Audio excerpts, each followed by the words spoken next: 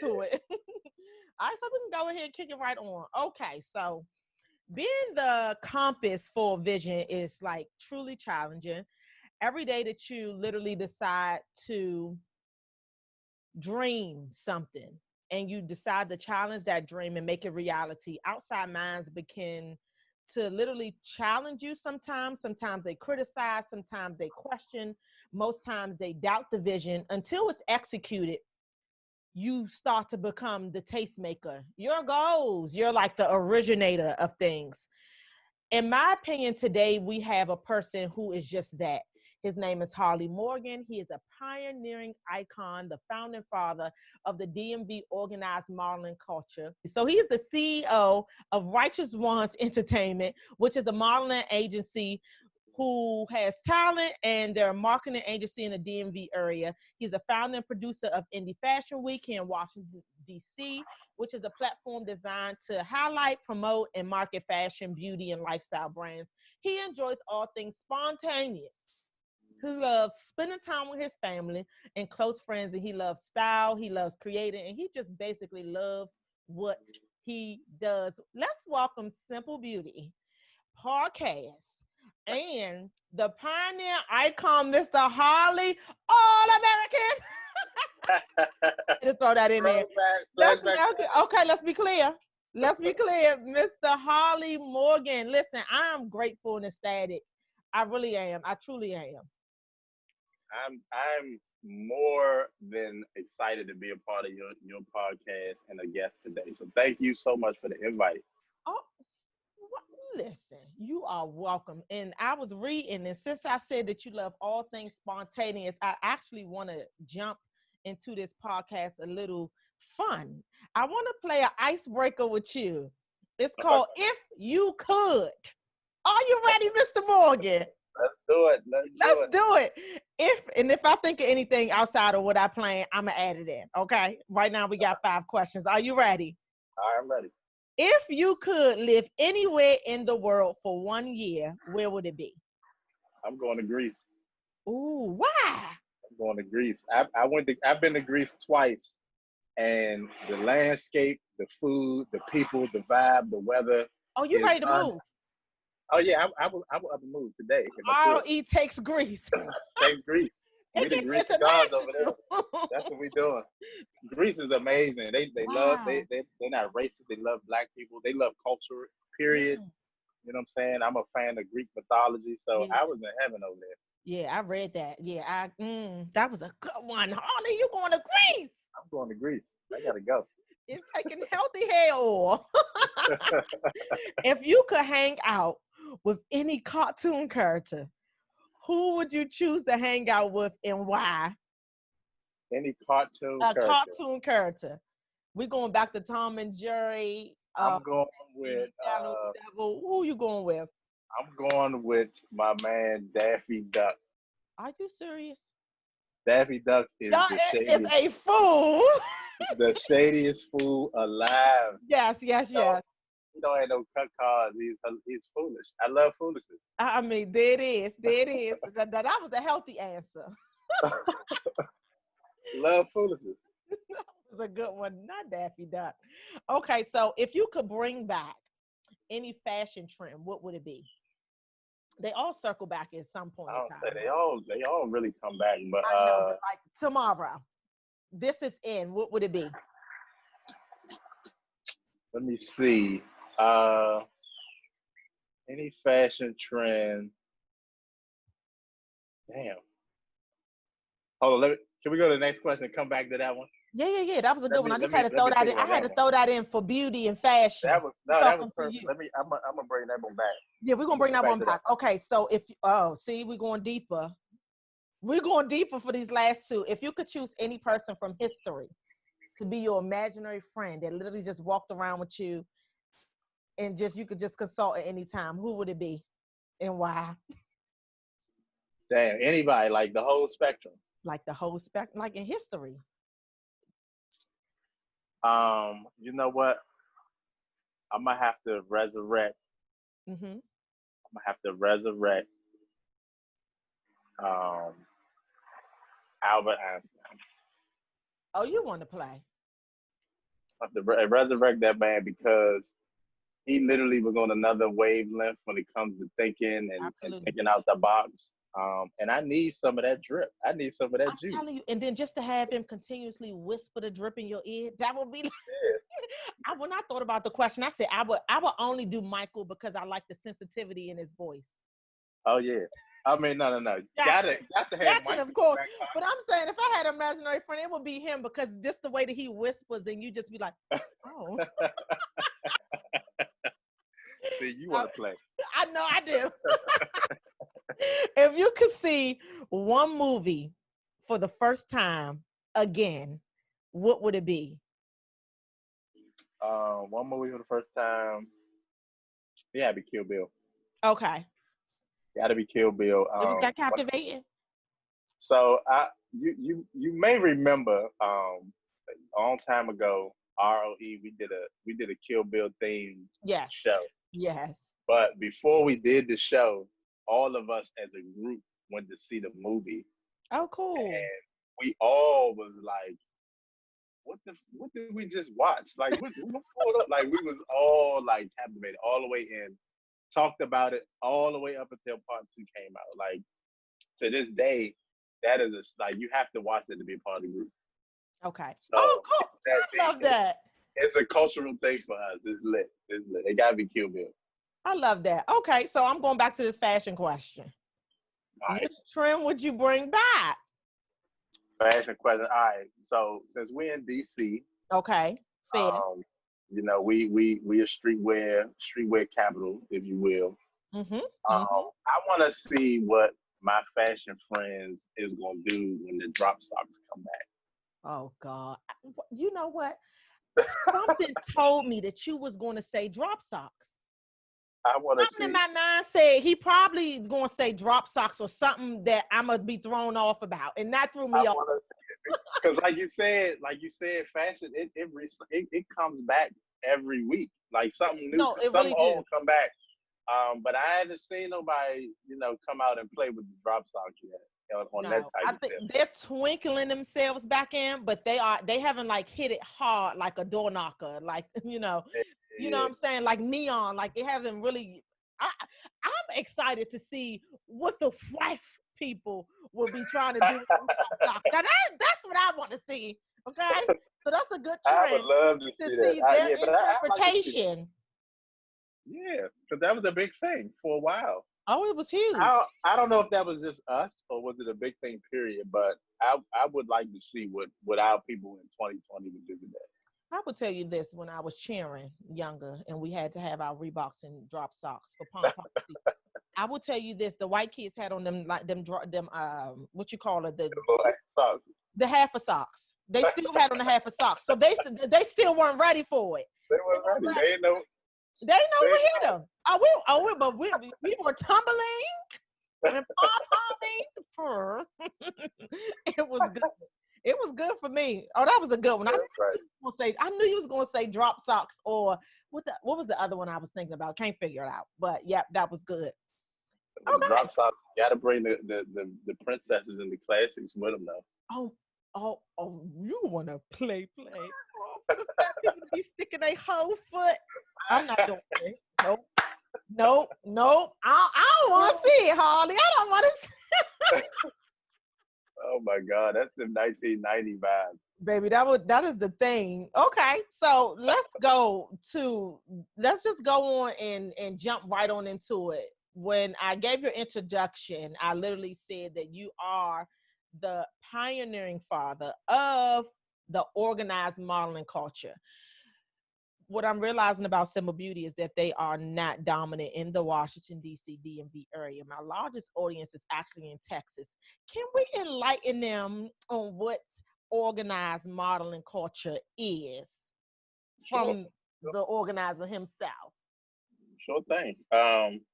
Okay, folks. So in our area, back in the day, like 20 years ago, or some change, all of us that, we were in high school around that time. And, one of the extracurricular things to do was runway model. Yes. It was something that bounced around the high schools, my high school, Miss August High School, and many others. Um, and a lot of Miss August and I's friends were part of that wave. You know what I'm saying? We jumped in it, and we automatically became runway models. That was our thing to do. Very true. Um, but as some of us got older, like myself, and went on to college, we couldn't shake the bug. And so I went to college and still wanted to do what I had just loved doing in high school. And so I got friends that either went to school with me or was just my close knit of friends in college. And we just kind of did the same thing that we did in high school. We did modeling, runway modeling, but the organized part comes into play when you start choreographing and adding elements of dance and syncopation and uniformity and all of those things with it. And it becomes entertaining. So it's like runway meets entertainment. And I had the privilege of forming the first organized group to do that consistently. And so that's what Ms. August means when she says I'm the founding father of organized modeling. I had the first set of people to do that format for audiences. That was us. That's what ROE. That's where it started from. And we've evolved, but that's where our origin was. Awesome. So let's talk about how you decided to emphasize the creation of it. So let's go to how you created it. Okay. I really want to talk about, from Righteous One's perspective, how you said that this is what this is going to be. Okay. So, again, for all the Simple Beauty listeners, I'm a product of Bowie State University. Went to Bowie State. And so at Bowie State, my parents, my brother, nobody went to college. I kind of went to college blind. So I'm going there and I'm seeing, all these different groups of people, different organizations. Everybody got this family vibe. They going around, they hanging together, they doing community service, they doing events. But me going to college, the only thing I knew was the runway stuff, like I was just telling you all. Yeah. So I think a piece of it was, we took that, the modeling aspect, we took the choreography, uniformity, syncopation aspect, and then we pulled from fraternities and sororities what we saw them doing, and we put all of that together and made Righteous Ones. Oh, cool. So it was kind of, long story short, it looked like a fraternity or sorority whose goal was to entertain via runway and choreography. Yeah. So that was the making of it. Even down to us having aliases, like different stage names and things like that. That kind of came from the fraternity sorority culture. And we just mashed all of that together and it became an organized modeling team. Cool stuff. So I want to talk about that's so cool. Good to know. History. Okay. Know your history. What was your actual vision what was your actual vision for organized modeling once, Righteous Ones was no longer just the first of its kind? Like, what was your vision for it, though? I want to talk about your beginning vision.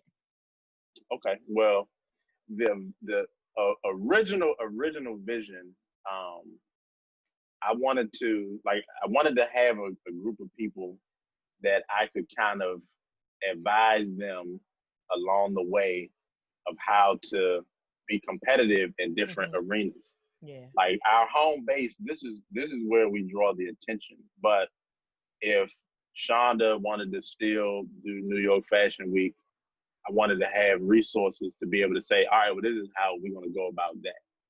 Or if somebody that choreographs wanted to, do choreography and dance with other people, I wanted to provide them with resources like, this is how we're going to execute this. Yeah. But it always came back to the home base, you know. Um, that was the original vision.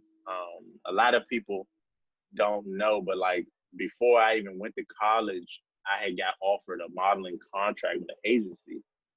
And I went to the meeting, you know, to kind of learn what they wanted from me. And I'm assuming I'm gonna sign a contract.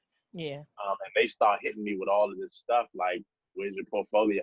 Can you sing? Can you dance? Are you willing to cut your hair? Are you willing to do this? Are you willing to do that? It was a whole lot of things that I was not privy to because our lane of knowledge stopped at hitting the runway.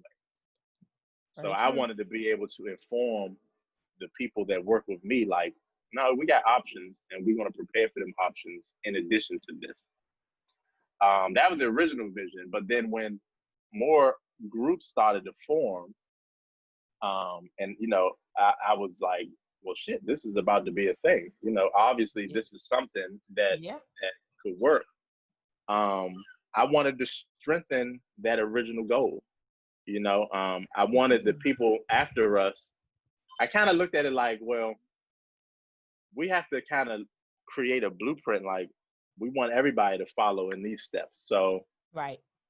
I wanted to amplify that original goal so that everybody after us could send their people in other directions too, Right.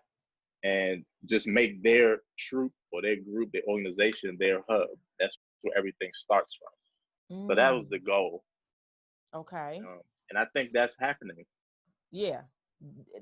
I think so too. So, knowing what you know now about business, what you know about being a entrepreneur, what you know about building things, I literally have you on here off the subject, the compass of creating, because I really feel like you are here because you have the first sifting of what we see now that's amplified, of course, through social media and then through other organizations all around the DMV area.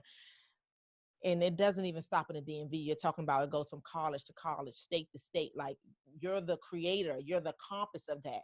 Knowing what you know now about what your original vision was, but knowing what you know now, I'm talking about 10 years later, literally 20 years later, how would you reconstruct that concept?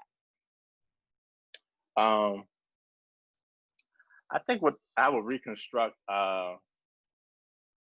early on, I would have assessed the value of it and Right. put like assigned dollar amount to it, Okay. because early on, you know, we, ROE included, you know, we were taken advantage of. Like, people love seeing modeling choreography. Yes.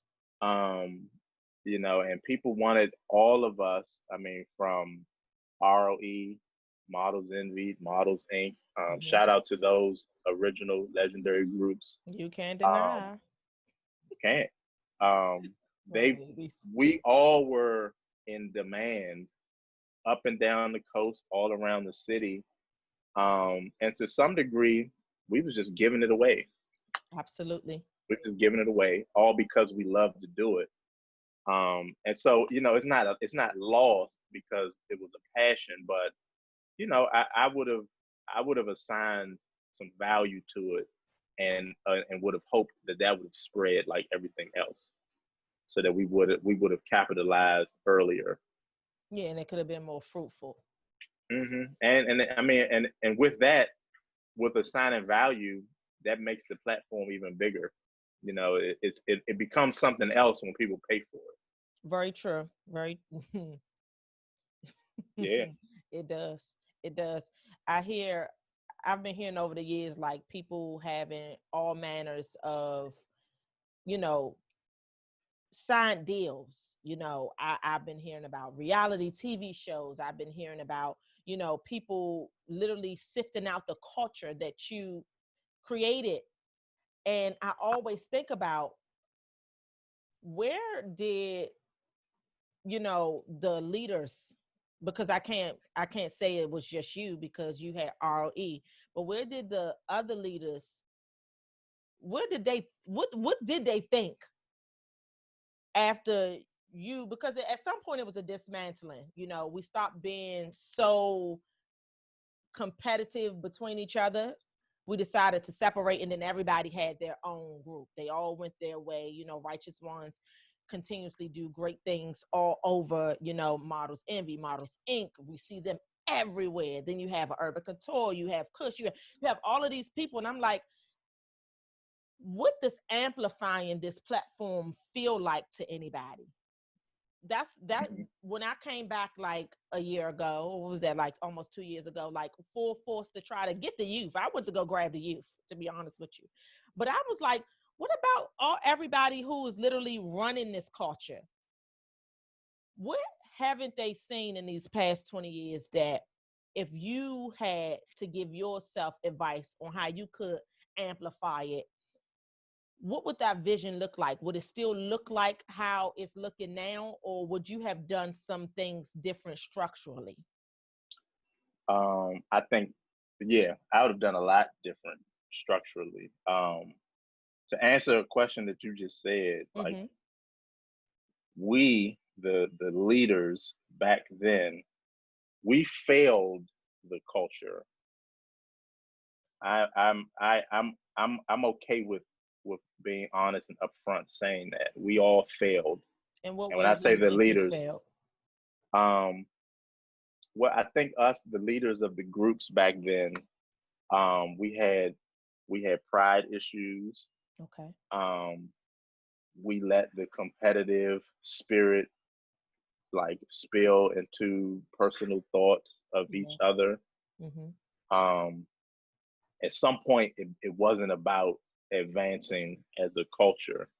It was about, I'm better than you because, and now I'm better than y'all because, but now forget all that. We better than all of y'all because, like, it was just that.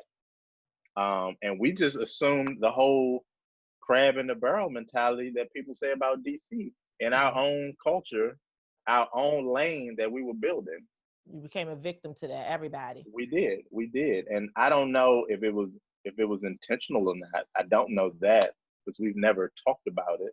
Yeah, no. But I think that if we would have had a different approach, you know, like if we would have kind of vibed and let everybody do what their strength was, right?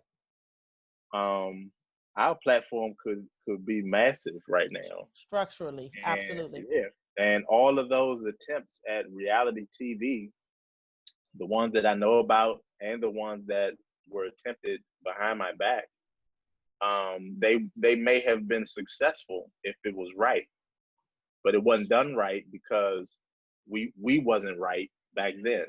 And so you can't take that into the corporate world. You know, you can't take a culture that so many of us was a part of and try to reshape it and change it, because that's not what the people wanted to put their money in. Right. So when you talk about the culture though, you know, our culture literally looks like the culture that people see from Pose, right? And it's different, but it has the same aesthetic. You know, ballroom is ballroom. This structure, organized modeling culture that we have in the DMV area, these are totally two different lanes, right? But why do you think it's happening from the ballroom point of view? Like, how do you think they're starting to get this type of traction, and we're still, which I think we're much more entertaining. I'm just going to be honest. We are the tastemakers. You know, they literally love everything that we do. So why do you think we're here and they're amplifying themselves on different levels? Because you said something about, you know, reality TV. And I mean, I think I only know of one, but you said people doing stuff behind your back. See, I don't have time. I don't like it. We'll talk about that. No, we're not talking about that. We'll talk about that later, but no, we're not talking about that at all. We just want to talk about, I just want to talk about the division, like why you feel like the ballroom, how that's becoming like more mainstream in media, but we have this hope, like it's a mood over here in the DMV. Yeah. So why do you think that division is there? Well, I think so the ballroom community, they've always been the ballroom community. Right. They've been true to that for decades. Yes. Like you really can't deny that. Like that's what they No. are. Yes. And I think that being true to their culture has warranted them this. Yes. Now, yes, we have elements of their scene, Hmm. but I think like the way it was written, the way it was intended to be, that wasn't supposed to be the bulk of our scene. No. That was supposed to be, a taste, almost like, yeah, we can do this too Dessert. if y'all really want us to. But our icing on the cake was the organized, choreographed. Yes. That was the thing, and being able to provide that in different flavors, that was our thing. Um, and we don't have that as a culture anymore. The Yeah. emphasis, I mean, now don't get me wrong, people do choreography, but it's not a signature thing anymore. No. Everybody is more into the ballroom The component. competitive space of it. Yeah. And not even like the team competitive thing that we used to do. Hmm. They're into the singles competition, like the house balls. Okay. And we don't. I mean, why would they give us a platform for that when There that is ain't none. ours? Yeah. Very true. That ain't ours. That we'll never make it from that. No. But to answer your question, I mean, I think that the ballroom community, they stayed true to them, and it happened at the right time. Yes. They just capitalized off being themselves. We have changed too much that people don't even know what to call us anymore. That's how it looked to me. That's reality. Yeah. Yeah. Yeah. Okay. So, what's your advice? I want to know your advice for the people who have come ladder from RE. So you're definitely doing your thing in RE, making sure that that agency is progressive, evolving. We'll literally talk about Indie Fashion Week right after this question. But I want to know what's your advice to the culture that we have now, because like I hear you speaking about, you're literally saying, oh, the ballroom is the ballroom. We're Yeah. taking those elements from the ballroom. That was just a cherry on top of what we did as far as being organized. What would be your advice for us to get back to that place so that we can start making like some footing, you know? Like Yeah. like what would be your advice for that? I understand. My advice to the I'm gonna say my advice to the groups, period. Mm-hmm. Newer, brand new. Even if you're thinking about making a group, um, go back to the reason that organized modeling groups were made. The idea is to be an original, unified front. When you all come out to an entertaining event, everybody should be anticipating seeing something different from every entity that's there. Yes. My advice is I want you all to strengthen your thing. What is your thing? Strengthen your signature, strengthen your brand, so that when it all comes together, the audience is like, they're like kids in candy stores. They don't know who to call the best, because they enjoy this team for this, and they enjoy Yes. this team for that, and they enjoy this team for this. Like by the end of the night, they're so overwhelmed with excitement, they just waiting to see it again. Yep. That's what the old school did. Oh, it was so good. And if the new school did that, I mean, in all honesty, they would blow us away. They have shit that we didn't have, like Advancements. Instagram and all Yeah. this digital stuff. They can really, really make it bubble, but it has to go back to the purpose of what it was, because it was original. It was different. They would be the ones that could put us on. Yeah. So that would be my advice. Yeah. I'm gonna leave the organizations alone and continue to talk about the creativity and the compass that I actually got you here for. I want to talk about Indie Fashion Week. Yes, yes, What yes. inspired you to create Indie Fashion Week? Every time I be like, oh my God, it's back. I gotta give me something to wear. You know what I'm saying? That's how I be. I'm like, hold on. I got to make sure I definitely make one of the first events, and then I definitely have to make the last show. Absolutely. That's my Absolutely. thinking. And But I'm I like, appreciate you this is for it. so dope, dog. Like, I'm like, what inspired Harley to make this? I'm going to ask him one day. This is that day. This is the day. This is the day. I know. You But already know I would tear it up in here. Got a mic too? It's like so what inspired Indie Fashion Week? So again, doing so many fashion shows, all of us, even when we were doing them together, it was starting to be a thing, people designing and making clothes. yeah. And stylists and makeup artists. I mean, everybody, all of the behind the scenes of the fashion shows are just as important as the models. Very true. And we have a lot of friends that were in those lanes. But kind of like the models, they didn't really know what to do. They just did it because they liked it. So And here you just go, through the organizing something else. Here you go. Go ahead, tell us about it. look, I mean, through the years, just just from ROE, just working with different boutiques for photo shoots and all that stuff. Everybody just kind of comfortable in what they do, which is Yeah. cool. You're comfortable, that's cool. But I was like, damn, it would be cool to have a New York Fashion Week vibe for these people that are right here at home. Just put them on a pedestal for a week and let them have their shine. Let them tell their story. Like, why did they decide to make this line, or Yeah. why do they want to beautify people through makeup? And let people become their supporters and just keep doing that to kind of keep the creative economy going. Yeah. That was the original kind of like inspiration behind that. And I didn't want it to be a week for real. I didn't think I had the power to make a whole week.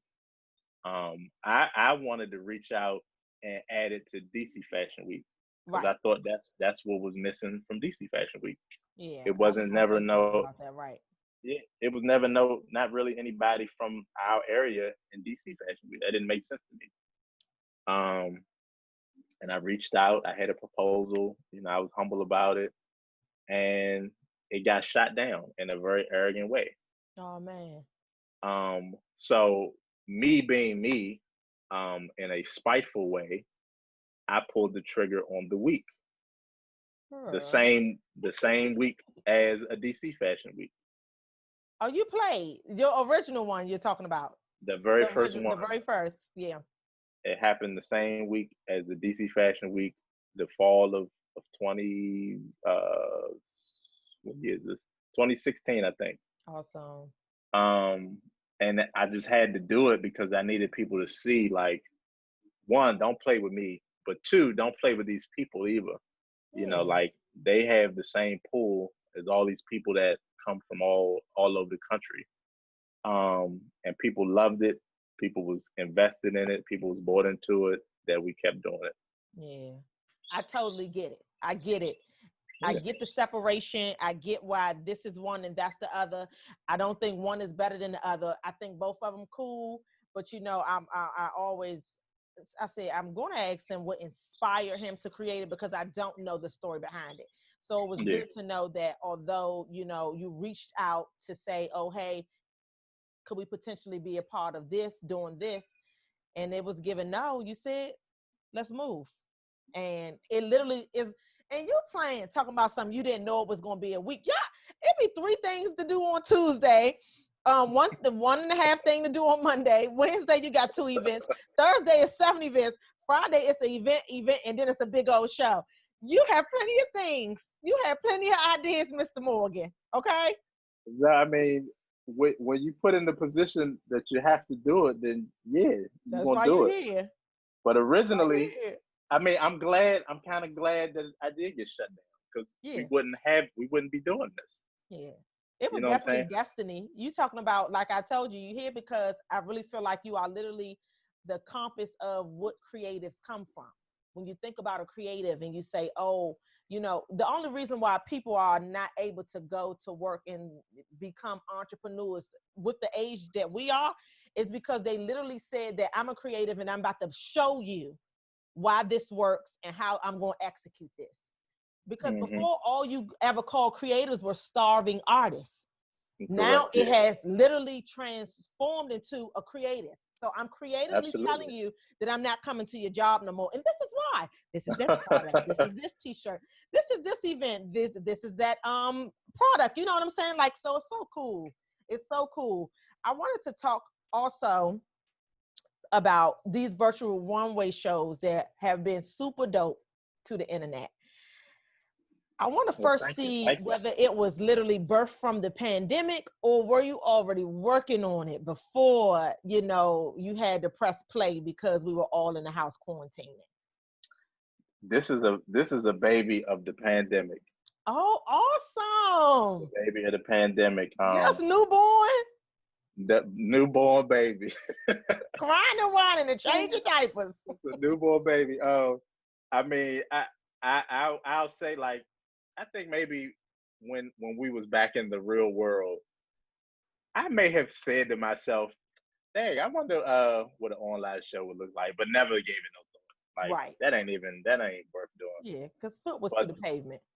yeah, but the pandemic, the week, I think we shut down March the 14th. Oh, yes, we did.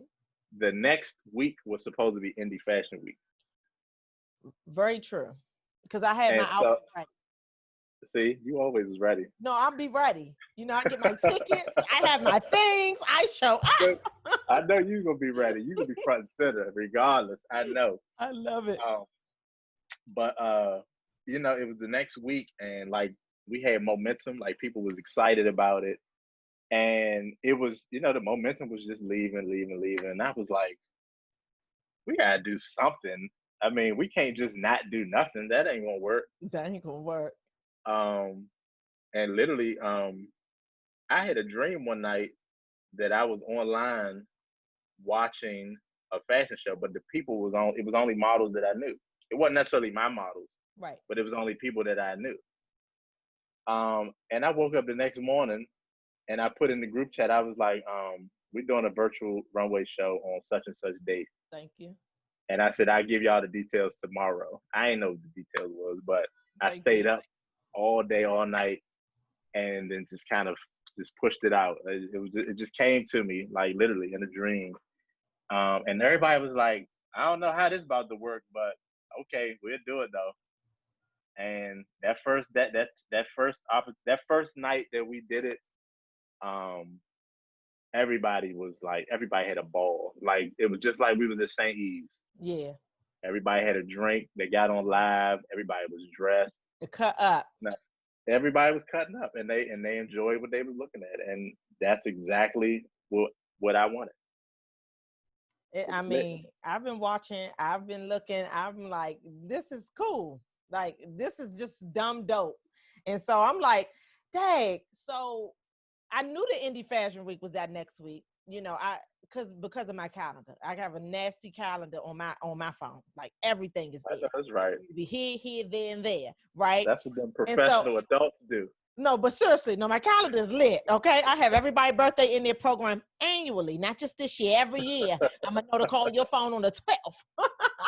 But it's cool. But when I saw that I was supposed to be at Indie Fashion Week that next week, I was like, whoa, how's everybody processing this? And then out the blue, I mean, you talking about a virtual runway experience. I said, hold on, what is this man over here doing now? Yeah. Now, what is he over here doing now? But it's so dope. And I was going to ask you how you started to unravel that concept. I guess you didn't even tell us. You just told me that you shot an email, through the group text. You literally text everybody and say, we're doing this. So how did that start to, conceptualize itself? So the first one, I mean, since everybody was so shook, I had everybody film themselves wherever they were. I told them like, this is what your background has to look like. This is the theme of your look. Mm-hmm. And I told them how to film it so that when we put them all together, it'll look like one runway show out in the street or one runway show in the living room or something like that. That was the scheme behind it. Mm-hmm. So we literally, no one got together for that. Everything was done virtually. Oh yeah. Like everybody filmed themselves. We sent it to the editor. Me and the editor FaceTime to figure out who to put in what. It was literally all a virtual It experience. was all quarantined. It was It was. quarantined inspired. Yeah, so you're talking about literally being quarantine expired. And like I tell you, I think of you like as a great creative. How do you start to build a team around that? Because like I always say, the dreamer is the dreamer, and then you have people who execute your dreams. Mm-hmm. How do you Yeah, that's start to true. build that team around something that, oh, I literally just, this is how this is going to go? Because I'm a random dreamer like that. Oh no, this is how this is going to go. I see it. I know it can be executed. How do you build people and build a team around, those type of thoughts? So I think the first thing is you got to surround yourself with people that you trust. Yeah. Got to be people that you trust, and it has to be people that know you. Yeah. So you know what I'm saying? Like you can attest being a creative and knowing what you want. When you start spitting shit out the way you want it, how you envision it, it's those people that second round of people that are closest to you that take it and be like, all right, this is what she means. This is what she's talking about, Yeah. and help put them pieces into like um, language that transfers to everybody. So that first trustworthy team is important. They Yeah. help you tease it out, and then at that point, it's really about communicating the vision to other creatives that feel like they can add to your vision. I Yeah. believe. Yeah. Yeah. I So believe. fair. So fair. So fair. That's good. That's good. I'm leaving it alone. I want to talk about I want to talk about inspiration because, if the streets inspire you, the streets inspire you. But then you have people with creative visions who literally are just destined to stay on course. Like they have visions, they inspire. And with those people, you really almost have everybody's ear gates and visual visions, and you can literally amplify the world through inspiration. So I want to talk about, when do you feel you're most inspired? When, like, When? um, I think it might be multiple answers to that. Okay. I think so. Okay, I know for one thing, I know me personally, I get most inspired when I'm under pressure. Oh, she So can attest to that. when like, okay, if I'm coming up on a deadline and I know that people are expecting something from me, I don't have an explanation for it, but my creative juices come out of nowhere when I'm under pressure. That's Um, interesting. and Yeah. I can fly through like straight for a couple days and get what I need out of my head and saw it down so that I can send it out and let people tell me how this can be done. So that's one thing for me. Like Mhm. being under pressure, as ironic as that sounds, helps me. No, Um, it's the thing. um, I'm most I'm also inspired when I'm listening to my favorite music artists. Awesome. Which are Um, which are so my two favorite artists that I have to play regardless, I gotta play Kanye West, okay, okay. and I gotta play Erykah Badu. Fair. Um, Both are very they much of a mood. definitely a mood. They both crazy as hell. That's our type of current on. No, I mean, I love them. I love it. Like they crazy as hell. But one thing about them, their art is gonna always be undeniable, Yeah, and I can always pull something out of them too. that's awesome. Always. So music definitely gets my inspiration going. And I think lastly, I know that I work with a lot of people, whether they directly work with me or not. Um, but I also know that I'm a provider to a lot of people. Oh yeah. Um, People, not that they depend on me, but they kind of have an expectation. Like, I know Harley going to deliver. I know he's going to be able to do this. Yeah. That motivates and inspires me at the same time. You know what I mean? Just to Yeah. be able to meet that need or that want from people that I care about and respect. I love that. I love inspiration. Okay. So rest in peace to your dad. I Thank you. know Thank you. that by you telling me through his passing, you didn't realize the level of inspiration he was to you. What happened with that gave you new realizations?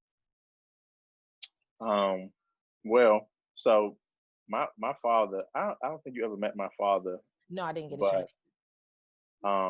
my father is like, what you see is what you get. He is who he is, rough edges and all. Love it. Um, my father is or was a like literally a true hustler. That is all he knew his whole life was selling drugs. Yeah. Um, Literally up until he died. This man was never going to not have money.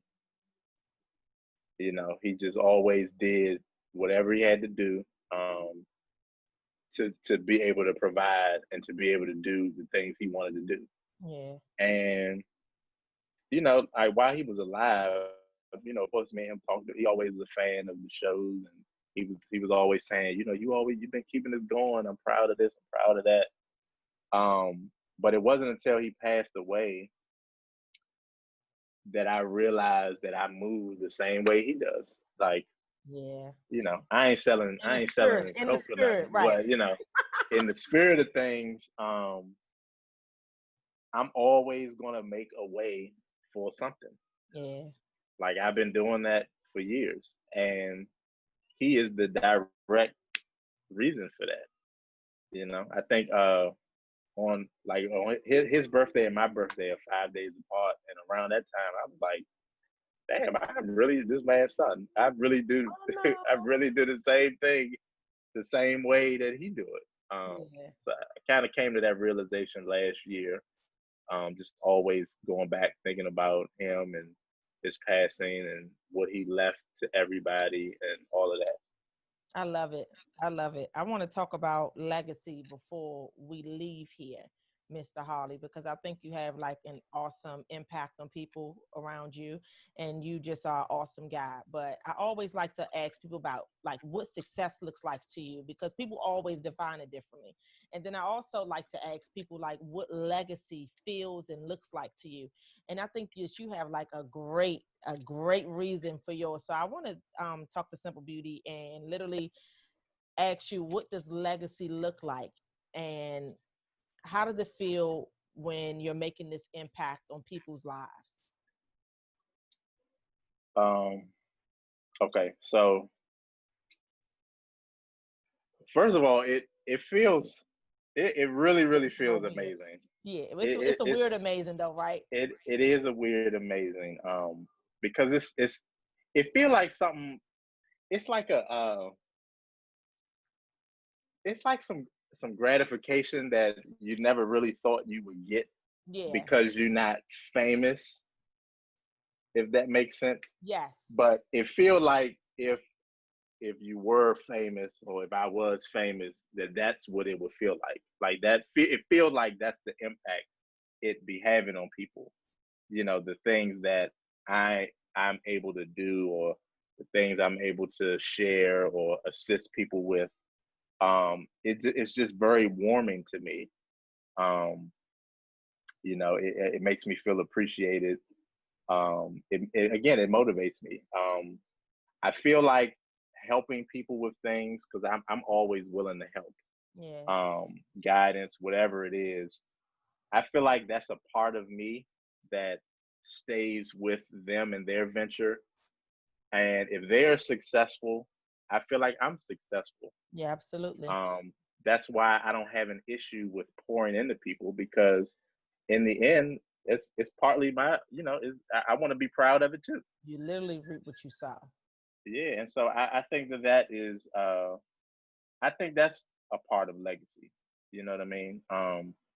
Being genuine about giving what you have so that somebody else can have, and maybe even have more than you did. Yeah. I think that's a part of legacy. And I mean, we talked about the modeling troop thing. Um, I'm gonna always love that. Um, I love to see that is continuing to go. Yes. But I would like to be involved in helping them learn more about their origin so that they Awesome. can shape the future of this. Yeah. You know what I mean? Like, I hate when we say old scene, new scene, because Yeah. it's not. It's the same thing. They just do it different, Yeah. and that's cool. Yeah. But do it different with good intention, not because it's brand new. My. Because it's not brand new. Um, no, it's not brand new. Everything comes from something, Yeah. and everybody takes whatever they can from it and still do what they do. You know what Yeah. I mean? I just, I would like to help continue that, and continue leaving legacy with them, Yeah. building relationships with Yeah. them, and inspiring them and offering help and resources. I think that would be leaving legacy also. Yeah. Um, I think that's where I am as it relates to legacy. Um, I'm not selfish at all. I'm always willing to give, as long as people are genuine in taking and giving it back to someone else. Yeah. That's good stuff, man. That's good stuff. That's the truth. I'm going to leave us there. I want to thank you so much. So much. I'm like always grateful, always thankful. You're the coolest guy in the world, dog.